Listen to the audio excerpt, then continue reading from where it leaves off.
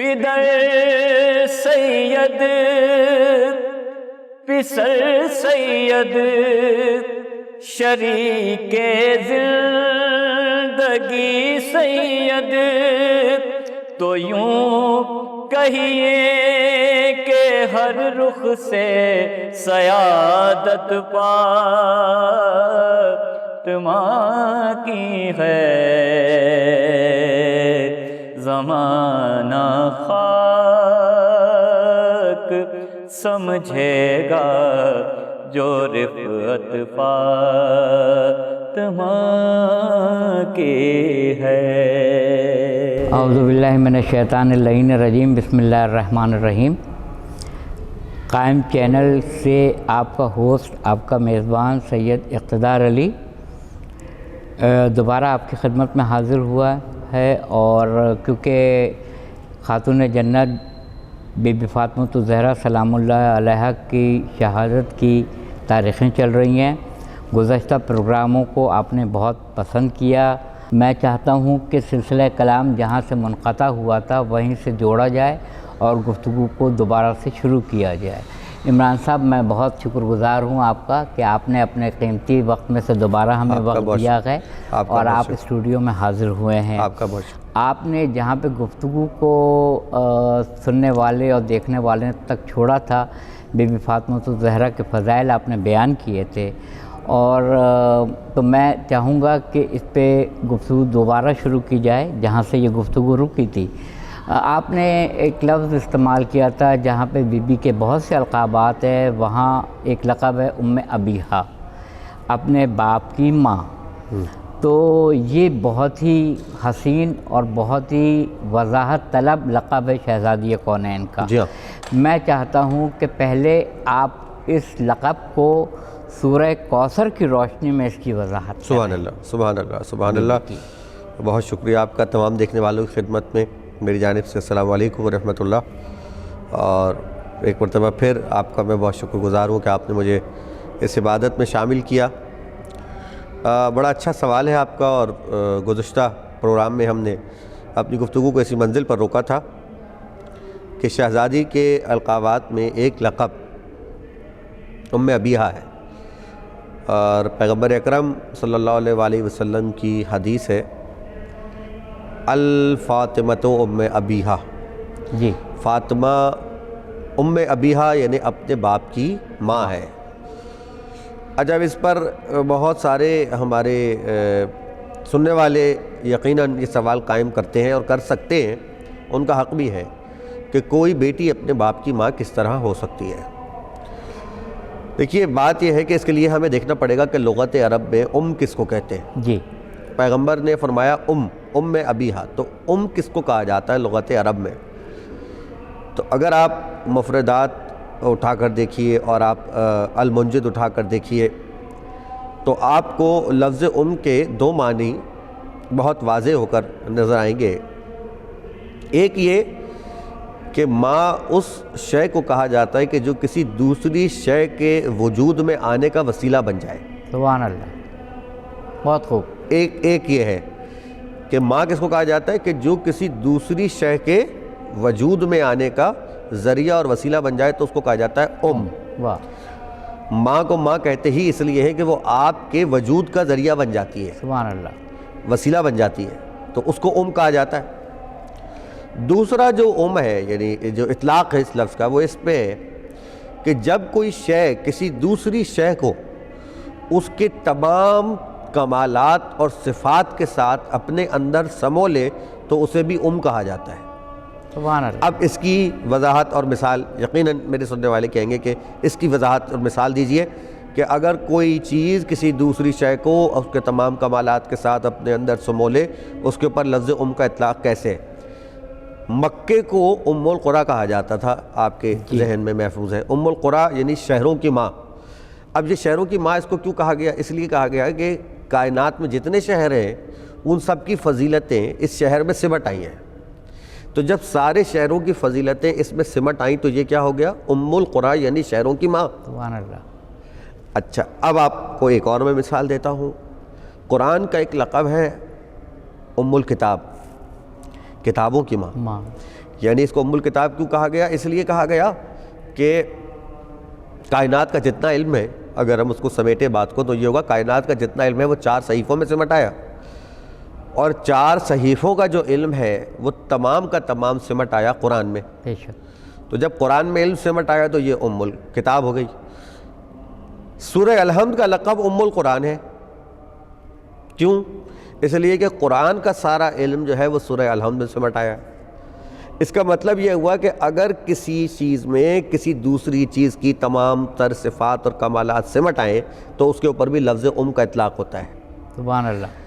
1,24,000 انبیاء کے تمام تر کمالات ذات پیغمبر اکرم صلی اللہ علیہ وآلہ وسلم میں سمٹ آئے، اور جب ان تمام کمالات کو جناب سیدہ کی ذات میں سمو دیا گیا تو پیغمبر نے فرمایا الفاطمہ تو ام ابیہا، سبحان اللہ۔ یہ وہ ہے کہ جس نے اپنے باپ کے تمام کمالات کو اپنے اندر جذب کر سبحان لیا۔ اللہ، جزاک اللہ۔ یہ وہ منزل ہے، یہ وہ مقام ہے کہ جو رسالت کو ولایت اور امامت سے کڑی کی طرح جوڑ دیتی ہے۔ سبحان اللہ۔ اور اپنے پچھلے پروگرام میں جو میں بات کر رہا تھا کہ جناب ہدایت کا سلسلہ کیسے جاری رکھنے میں بیوی کا کیا کردار ہے، تو وہ بیوی کا کردار یہی ہے کہ آپ نے رسالت کو امامت سے جوڑ دیا ہے، اور وہ ہدایت جو اب تک رسالت کے ذریعے سے جاری تھی اب آپ کے بیٹوں اور آپ کے شوہر امامت کے ذریعے سے جاری رہے گی۔ بہت خوب علامہ صاحب، بہت خوب، جزاک اللہ۔ آپ نے بہت ہی سر حاصل گفتگو کی اس کے اوپر۔ تو ایک وقفے پہ جاتے ہیں، جیسے ہی وہاں سے واپس آتے ہیں تو علامہ صاحب سے دوبارہ ہم سلسلے کو جاری کرنے کے لیے کہیں۔ زمانہ خاک سمجھے گا جو رفعت فاطمہ کی ہے، زمانہ خاک سمجھے گا جو رفعت فاطمہ کی ہے۔ وقفہ سے واپسی پر ہم گفتگو کو علامہ عمران مہندی نقوی سے کہیں گے کہ اس میں تھوڑی سی وضاحت کی اور ضرورت ہے، اور میں ایک سوال علامہ صاحب سے کرنے کی اجازت چاہوں گا علامہ صاحب کہ کوئی بھی سورہ ہو وہ سین سے لکھا جاتا ہے سورہ، اور ہر سین کے پیچھے ایک سوات والی صورت پوشیدہ ہے۔ واہ، اس کی روشنی میں آپ سورہ کوثر کی وضاحت کیجئے کہ یہ سورہ کوثر جو سین سے کوثر استعمال ہو رہا ہے اس کے پیچھے کون سی سوات والی صورت پوشیدہ ہے؟ سبحان اللہ، سبحان اللہ، سبحان اللہ، کیا ہی اچھی وضاحت آپ نے کر دی۔ اور میں یوں کہوں گا کہ کسی صورت کی تفسیر کسی صورت ممکن نہیں ہے جب تک کہ اس کے پیچھے کوئی حسین صورت نہ ہو۔ بھائی سبحان اللہ، یہ جزاک اللہ۔ ایک حسین صورت کا ہی کمال ہے کہ اس نے ہمیں تفسیر کا کچھ تھوڑا بہت علم ہمیں عطا فرمایا ہے۔ تو جناب والا بالکل آپ نے بات اپنی منزل تک پہنچا دی۔ میں سورہ کوثر کے تھوڑا سا پس منظر اپنے سننے والوں کی خدمت میں پیش کروں گا، اگرچہ کہ مجھے یہ بات کا یقین ہے کہ اس قائم ٹی وی کے توسط سے ہی سورہ کوثر کا شان نزول بہت دفعہ سنا جا چکا ہوگا، لیکن یہ وہ تاریخی حقیقتیں ہیں جن کا بار بار دہرایا جانا ضروری ہے تاکہ کوئی بھی پروگرام، کوئی ایک پروگرام اگر کوئی ہمارا نوجوان بچہ، کوئی طالب علم دیکھے تو اس تک یہ بات پہنچ جائے۔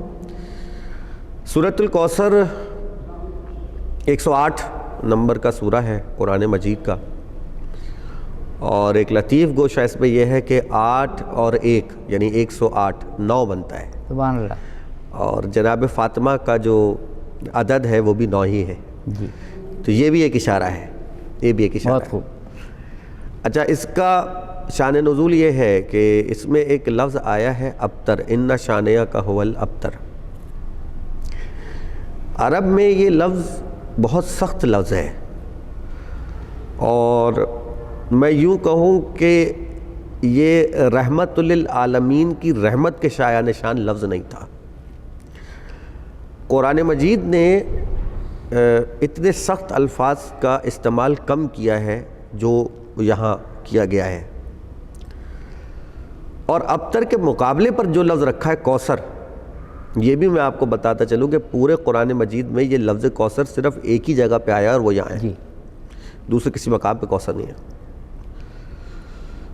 اب اس میں توجہ طلب بات یہ ہے کہ ایک روز پیغمبر اکرم صلی اللہ علیہ وسلم تشریف فرما ہے اور آپ کے ساتھ ایک شخص ہے کہ جو مشرک ہے، وہ کسی گفتگو میں مصروف ہے۔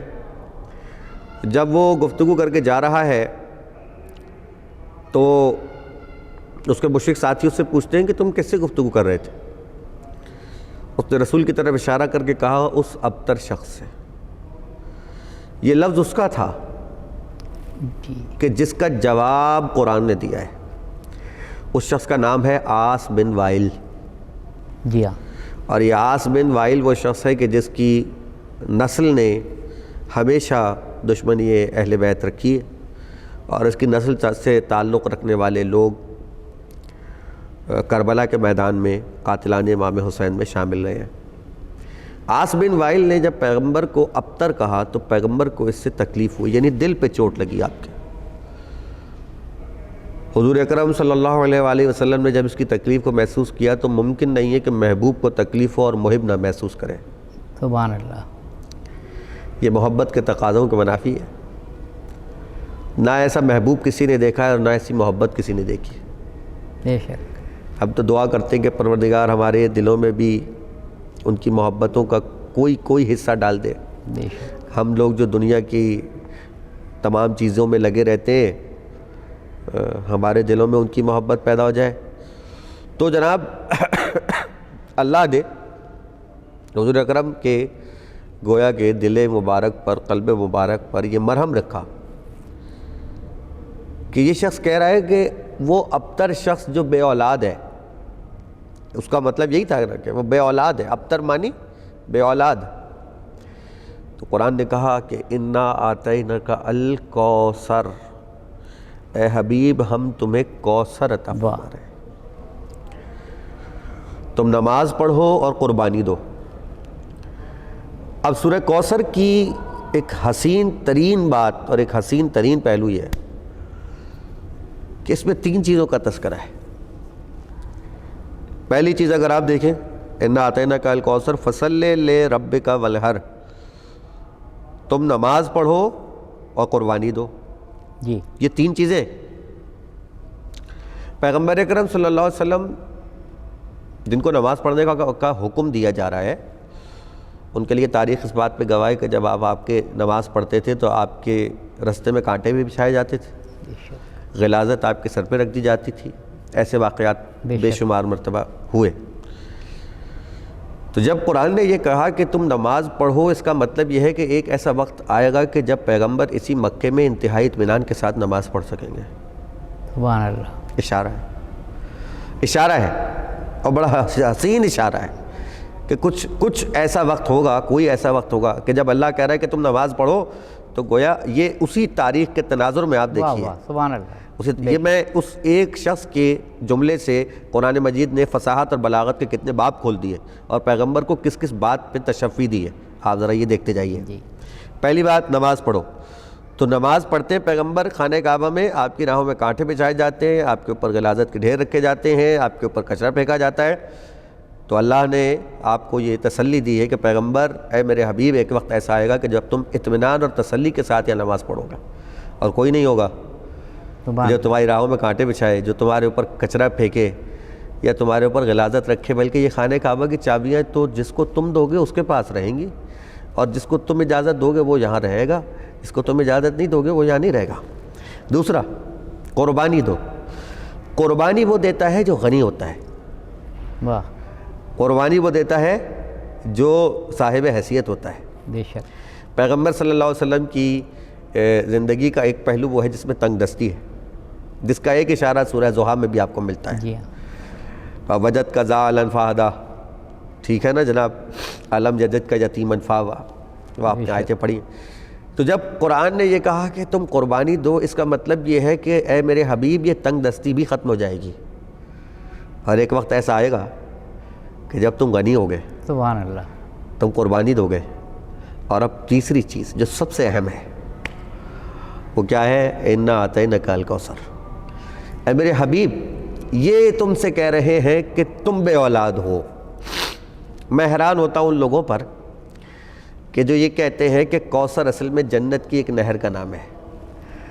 دیکھیے، بات یہ ہے کہ ہمیشہ تحفہ دینے والا اپنے اسٹیٹس کے مطابق تحفہ دیتا ہے، اور جس کو تحفہ دے رہا ہوتا ہے اس کے اسٹیٹس کے مطابق دیتا ہے۔ جس کے صدقے میں کائنات خلق ہوئی ہو یا جس کے صدقے میں جنت خلق ہوئی ہو، اس کو جنت کی ایک نہر تحفے میں دے دینا، نہ دینے والے کی شان کے مطابق، بے شک، نہ جس کو دی جا رہی ہے نہ اس کی شان کے مطابق۔ جنت کی ایک نہر کی کوئی قیمت نہیں ہے۔ پیغمبر کے لیے اللہ تحفہ دے، جنت کی ایک، ہمارے لیے بہت بڑی چیز ہے، ہمارے لیے بہت بڑی چیز ہے۔ لیکن یہاں پر جو معاملات ہیں یہ یقیناً کچھ ایسے آفاقی معاملات ہیں کہ جن کو سمجھنے کے لیے علم سے زیادہ عرفان کی ضرورت ہوتی ہے، بے شک، کتابوں سے زیادہ شاید انسان کی معرفت چاہیے جب اسے کچھ باتیں سمجھ میں آتی ہیں، ورنہ باتیں سمجھ نہیں سکتی۔ تو جنت کی نہر نہیں، بلکہ کہا کہ یہ تمہیں یہ کہہ رہے ہیں تم بے اولاد رہو گے، اے میرے حبیب میں تمہیں وہ اولاد دوں گا کہ جو خیر کثیر ہے، اور جس پر آ کر میں دنیا کے تمام تقاضوں کو، ضابطوں کو، روایتوں کو بدل کے رکھ دوں گا کہ دنیا والے یہ سمجھتے ہیں کہ شجرہ بیٹوں سے آگے بڑھتا ہے، تمہارا شجرہ بیٹی سے آگے بڑھے گا۔ سبحان اللہ۔ اور اسی لیے ڈاکٹر علی شریعتی نے اپنی کتاب میں یہ بات لکھی کہ پیغمبر کا شجرہ جو ان کی بیٹی جناب فاطمہ زہرا سلام اللہ علیہا سے آگے بڑھا، یہ نہ شجرہ عبد المطلب ہے، نہ شجرہ عبد مناف ہے، بلکہ یہ تو شجرہ طیبہ ہے۔ سبحان اللہ، سبحان اللہ۔ عمران صاحب بہت خوب۔ وہ عام لوگوں کے شجرے ہوتے ہیں جو بیٹوں سے آگے بڑھتے ہیں، یہ شجرہ طیبہ ہے جو اللہ نے ایک بیٹی سے آگے بڑھایا، اور جس کا اشارہ سورہ ابراہیم کی اس آیت میں کیا کہ ایک ایسا شجر ہے، ایک ایسا شجر ہے جس کی جڑیں زمین میں ہیں، شاخیں آسمان۔ سبحان اللہ۔ ایسا کوئی شجر فزیکلی کائنات میں کہیں نظر نہیں آیا۔ تو پھر ملا صدرہ صاحب نے لکھا کہ یہ شجر نہیں، یہ تو شجرہ ہے، یہ شجرہ ہے، وہ شجرہ کہ جو زمین اور آسمان کو ملانے والا ہے، اور وہ شجرہ کوئی اور نہیں ہے، وہ شجرہ جناب فاطمہ الزہرا سلام اللہ علیہا ہے۔ سبحان۔ پھر والد مرحوم پروفیسر سردار نقوی صاحب کے 6 مصرے، اغیار تانہ زن تھے کہ ابتر ہے مصطفیٰ، محروم و لطف و نعمت داور ہے مصطفیٰ، جس کا چمن نہ ہو وہ گل تر ہے مصطفیٰ، سبحان اللہ۔ رحمت پکاری صاحب کوثر ہے مصطفیٰ۔ جزاک اللہ، جزاک اللہ۔ اور پھر کیا بیت لکھی ہے کہ سر چشمہ بہار مسلسل یہ پھول ہے، سر چشمہ بہار مسلسل یہ پھول ہے، اور ابتر وہ ہے جو دشمن آل رسول ہے۔ سبحان اللہ، سبحان اللہ۔ بہت خوب، بہت خوب۔ بہت بہت شکریہ عمران مہندی نقوی صاحب، بہت سیر حاصل گفتگو رہی، اور آپ نے بڑے اہم ترین نکات کے اوپر روشنی ڈالی، بڑی وضاحت طلب گفتگو رہی۔ مجھے یقین ہے کہ چینل کے دیکھنے والے بڑی معلوماتی گفتگو سے سرفراز ہوئے ہوں گے۔ میں بہت دل کی گہرائیوں سے آپ کا شکر گزار ہوں کہ آپ نے قیمتی اوقات میں سے ہمیں وقت دیا، اور آپ نے جناب خاتون جنت کی سیرت کے اوپر، کردار کے اوپر اور ان کے تمام پہلوؤں پر روشنی ڈالی۔ میں بہت شکریہ آپ کا ادا کرتا ہوں۔ سید پسر سید شریک زندگی سید، تو یوں کہیے کہ ہر رخ سے سیادت فاطمہ کی ہے، زمانہ خاک سمجھے گا جو رفعت فاطمہ کی ہے۔